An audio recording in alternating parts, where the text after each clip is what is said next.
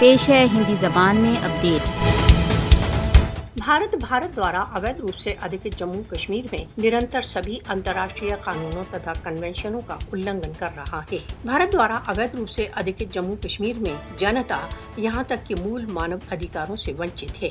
भारत द्वारा अवैध रूप से अधिकृत जम्मू कश्मीर में भारत PSA, UAPA जैसे काले कानूनों को कश्मीरियों की गिरफ्तारी तथा नजरबंदी के लिए प्रयोग कर रहा है। भारत ने अंतर्राष्ट्रीय कानून का निरंतर उल्लंघन करते हुए कश्मीर के विशेष स्टेटस का बहिष्कार कर दिया है। मोदी के नेतृत्व का भारत राष्ट्रसंघ प्रस्तावों के विरुद्ध गैर कश्मीरियों को भारत द्वारा अवैध रूप से अधिकृत जम्मू कश्मीर में बसा रहा है। कश्मीरियों की पहचान को छीनने के प्रयत्नों के एक भाग के रूप में भारत गैर कश्मीरियों को फास्ट ट्रैक आधारों पर डोमिसाइल दे रहा है। गैर कश्मीरियों को डोमिसाइल सर्टिफिकेट प्रदान करना भारत द्वारा अवैध रूप से अधिकृत जम्मू कश्मीर में अंतर्राष्ट्रीय कानूनों तथा राष्ट्रसंघ प्रस्तावों का खुल्ला उल्लंघन है। RSS समर्थित भारतीय जनता पार्टी शासन कश्मीरियों को उनकी पहचान से वंचित करने के षड्यंत्र कर रही है।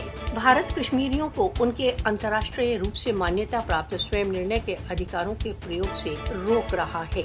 भारत कश्मीर में कश्मीर संबद्ध राष्ट्रसंघ प्रस्तावों को लागू नहीं करना चाहता। मोदी ने भारत द्वारा अवैध रूप से अधिकृत जम्मू कश्मीर को कश्मीरियों के लिए एक नरक बना दिया है। भारत द्वारा अवैध रूप से अधिकृत जम्मू कश्मीर के लाखों लोगों के भाग्य को भारत की दया माया पर नहीं छोड़ा जा सकता। भारत द्वारा अवैध रूप से अधिकृत जम्मू कश्मीर में अंतर्राष्ट्रीय कानूनों तथा समझौतों का उल्लंघन करने के लिए भारत को दंडित किया जाना चाहिए। राष्ट्रसंघ अपने संबद्ध प्रस्तावों के अनुसार कश्मीर विवाद के समाधान में सहायता के लिए नैतिक रूप से वचनबद्ध है। विश्व शक्तियों को भारत द्वारा अवैध रूप से अधिकृत जम्मू कश्मीर में जनता की यातनाओं की ओर अपनी आंखें बंद नहीं रखना चाहिए।